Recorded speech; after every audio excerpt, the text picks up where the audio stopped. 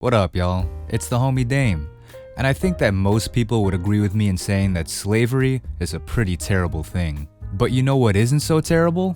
Getting stepped on by anime waifus. So the question is it worth giving away your freedom and dignity in exchange for titties and ass? Tell me your answer in the comments. For me, it's yes. Mato Seihei no Slave, or Slave of the Magical Capital's Elite Troops, is a manga that I've been into recently that was recommended to me by the manga guru himself, KL Koma. Go check out his channel for much better manga analysis than I can give. I wish I'd gotten into this series sooner because, it seems to be selling relatively well, it's got a good amount of chapters out, and it's been confirmed that it's getting an anime adaptation soon. So why am I talking about it now? Because I binged the whole thing and I want to share with all of you my newfound love for Tenka Izumo. I mean, just look at her. But first things first, let me give y'all the premise. In the world of Mato Seihei no Slave, the gender hierarchy has been overturned because of the appearance of a dimension called Mato, where special peaches grow that, when consumed, give the user powerful abilities. But only if they're female. The thing is, Mato is also filled with demons. Oh my god. So an anti-demon corps has been founded, filled with peach-powered women that defend humanity from this new threat. Cue the protagonist, Yuki Wakura, a high school boy who is surprisingly competent considering that he's a harem MC. Or, well, he's about to be, because he has a fated encounter with the chief of the anti-demon corps's 7th unit named Mami. Kyoko Uzan. Her peach ability is to literally make slaves, and I know that sounds problematic, and it kinda is, but it's dope because it can bring out the potential of the slave, which gives Yuki this cool legendary Pokemon looking form. So great, he can fight now. Unfortunately, males can't join the anti-demon corps, so he becomes the caretaker of the 7th unit, which is filled with all your favorite waifu tropes. Shenanigans ensue. So what's so great about this manga, right? Because I know y'all are sitting there like, oh, here we go Damian again with his horny ass telling us to read his weirdo hentai mangas. And listen, this is a weirdo hentai manga, but it's a good one. So there's a certain formula to making an ecchi series work, from To Love Ru to High School DxD and everything in between. There are certain things that you need to do to elevate a series from just hentai to hentai with a plot. Now, let's look at this criteria within the context of Mato Seihei no Slave. Number 1, a good ecchi series has to have engaging elements outside of the ecchi. Mato Seihei no Slave actually has a surprising amount going for it plot-wise. Obviously, without spoiling too much, Yuki has an older sister who has disappeared years ago during a Mato incident that he's now searching for. This becomes a big driving plot point early on in the series. It's really easy to put the cart before the horse when writing and just be like, oh yeah, here's all the fun stuff. Oh, I forgot we have to give people a compelling reason to read. Now, sometimes you can have a series like To Love Ru, which is unironically a masterpiece, where there is no cart and the horse is just the ecchi stuff and it all works. I mean, God knows I've been riding the To Love Ru horse proudly for many years now. I don't even know what that means. Let me stop. But in the case of Mato Seihei no Slave, it's clear that there is some level of a grander vision in terms of a story. And there are plot points that need to be hit, mysteries to be solved, arcs that need satisfying conclusions. And that's the kind of stuff that keeps people reading long after they've busted their nut. That leads me to point number 2. Fun and likable characters. Titties are great, right?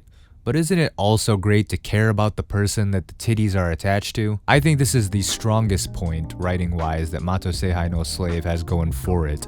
And this is something that all great stories from any medium have going for them. Characters that we give a fuck about. Yes, the characters are easy on the eyes, but they're all fun in a way where they'd all be likable and enjoyable to read about, even if they were just in your standard battle shonen manga. The girls of the 7th unit all have their own arcs with Yuki, and they all have goals and desires that make them interesting people to root for. The other chiefs of the anti-demon corps all have larger-than-life personalities and great character designs that make them all stand out in their own way. It's not your typical ecchi harem when the girls can do things not related to sucking the MC's dick and it's still, interesting. And speaking of, Yuki Wakura is a great main character as well. He definitely, takes a backseat to the girls, but that's obviously by design since he's literally powerless without them. But even still, his backstory and his personal connections, again, not gonna spoil, but it's these things that push the plot forward and create conflict. It seems like such an obvious choice, right?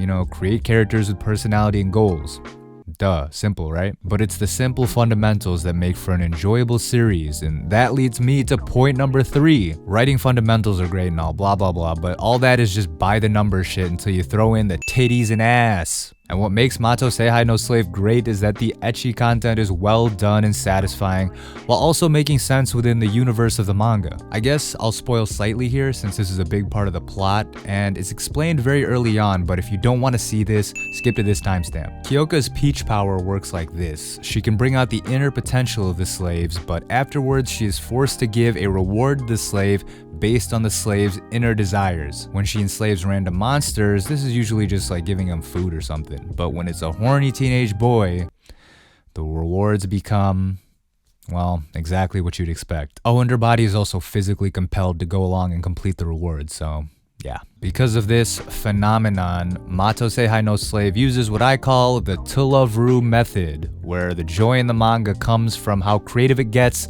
with this ridiculous premise to give us the wildest ecchi scenes outside of a hentai. Oh, and I should let you know, this is a Jump Plus manga, so you're seeing some of that uncensored prime peak ecchi. Every fan servicey scene is appropriately fan servicey, makes sense within the context of the universe, and it doesn't get in the way of anything important. Well, I guess you could argue that the ecchi scenes are what's important, but Actually, I feel like the craziest thing is that despite the wild-ass, borderline problematic-ass premise of the series, none of it feels creepy or uncomfortable. And in fact, I would go as far as to say that the manga is relatively wholesome in its tone, and it has the vibe of your traditional battle shonen. But yeah, let me emphasize, the ecchi scenes are wild. And that's really the joy of a series like Mato Seihei no Slave. It's an ecchi series, so the horny stuff is appropriately spicy without pulling punches, cause like, duh, why put that kind of stuff in if you're gonna be a pussy about it? And it's also enjoyable from a writing standpoint. As much as we like to think that we're all 200 IQ cultured individuals who only want to experience the highest quality art, oh, I only watch intellectual entertainment like Evangelion or Steins Gate, there's always going to be a place for juicy, trashy series. In fact, I'd say that it's important for the medium as a whole for series like Mato Seihei no Slave to exist. It's not revolutionary, it's not genre-defying, it's not masterfully crafted, it just does everything it needs to do right. And that's more than I can say for other more ambitious titles. People can act like they're too good for ecchi series, saying things like harem manga, pff, go touch grass, weirdo.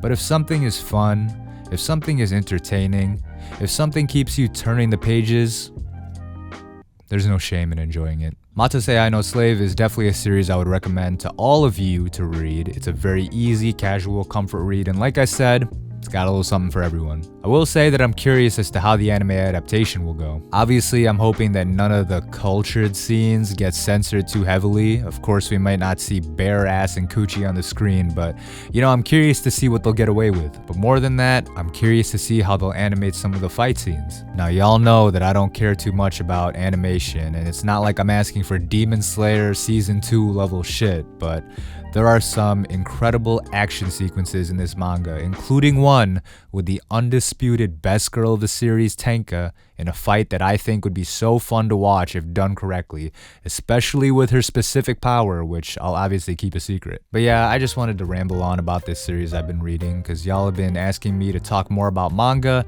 and I'm happy to oblige. So thank y'all for watching, and like and subscribe for more videos, and I'm starting a podcast soon with the boys, so keep an eye out for more details on that. Alright, that's the video. Peace.